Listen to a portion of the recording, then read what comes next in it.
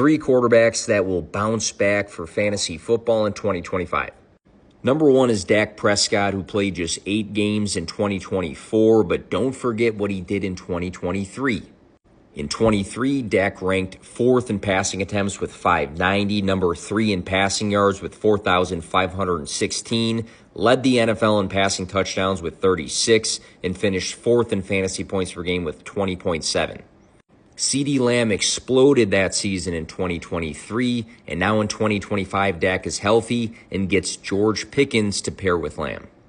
Number 2 is C.J. Stroud, who had a major sophomore slump in 2024, plummeting from 18.7 fantasy points per game as a rookie to 13.7.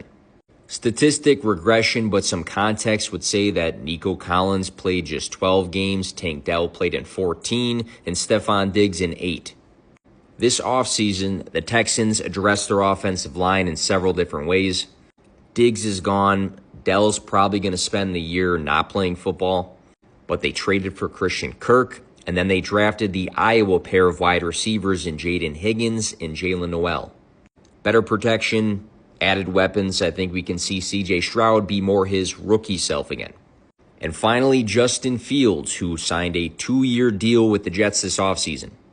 Fields only started 6 games last season for the Steelers, but within those 6 games, we saw classic fantasy upside with weeks of 19.4, 32, and 23.7 fantasy points.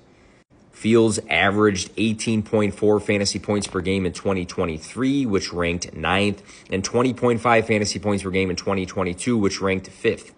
We know the dual threat abilities. He rushed for 1,143 yards, which is the second most by a quarterback ever back in 2022.